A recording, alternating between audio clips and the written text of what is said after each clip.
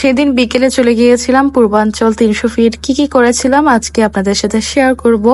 Normally কিন্তু আমরা যখন ঘুরতে যাই তখন ফ্যামিলির সবাই থাকে, বাট সেদিন কেউ ছিল না, কারণ আমরা 3 জনই গিয়েছিলাম। তো যাওয়ার পর ভাবছিলাম যে আজকে ফিশ ফ্রাই বা ফিশের যেই বারবিকিউ করা হয় সেগুলোই খাওয়া হবে। আর আমার কাছে খুবই ভালো লাগে।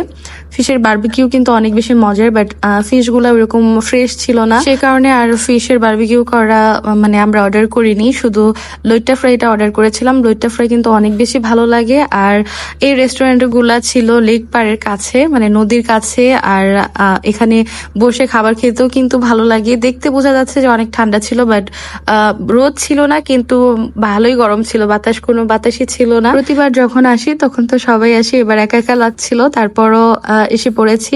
তফাকে নিয়ে মাঝে মধ্যেই বের হওয়া হয়। আর আমাদের এখান থেকে যেহেতু পূর্বাঞ্চল বা 300 ফিট খুবই কাছে, তো মাঝে মধ্যে যাওয়া হয় তেরমুখ বা পূর্বাঞ্চল। তো আসার পর তফা অনেক বেশি হ্যাপি হয়ে গেছে। তফার জন্যই আসা হয়েছিল। তো আমরা ফিশের সাথে কিন্তু 2 রকমের কাবাব অর্ডার করেছিলাম, চিকেন কাবাব অর্ডার করেছিলাম। আর এখানে বসার পর খুবই ভালো লাগছিল। আর আমরা যাওয়ার পর তো আরো অনেক মানুষ গিয়েছিল। তো পাশেই ছিল কৃষ্ণচূড়া ফুলের গাছ। এই গাছটা দেখলে এত বেশি ভালো লাগে, আর ফুলগুলার তো কোনো কথাই নাই। এর মধ্যে আমাদের লইট্টা ফ্রাই, তারপর রুমালি রুটি, তারপরে কাবাব চলে আসছিল, 2 রকমের শিক কাবাব, তারপর আস্ত মুরগির যে কাবাবগুলা হয় সেগুলো অর্ডার করা হয়েছে। তো বাকি আছে কিছু কিছু। আর এখানে লইট্টা ফ্রাইটা আলহামদুলিল্লাহ ভালো ছিল, কিন্তু গতবার এটা আরো বেশি ভালো ছিল এবারের থেকে।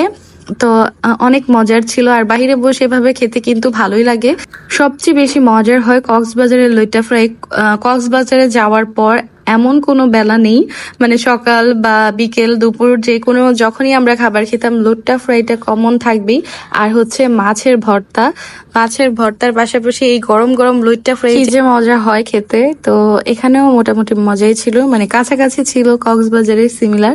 তো আরো এই যে চিকেন যে আস্ত কাবাব গুলা ছিল সেগুলো চলে আসছে। আর রুমালি রুটি তো এমনিতে খেতে অনেক বেশি ভালো লাগে, আর অনেক গরম গরম ছিল। খাবারগুলা খুবই মজার ছিল, যদিও আমরা পুরো খাবার কমপ্লিট করতে পারিনি, পেট ভরে গিয়েছিল। লইট্টা ফ্রাইটা কমপ্লিট হয়ে গেছে, আর যেগুলো ছিল পার্সেল নিয়ে আসছে। আর খেতে খেতে সন্ধ্যা হয়ে গেছে, আর তখন পরিবেশটা আরো বেশি সুন্দর ছিল, অনেক বেশি ভালো লাগে।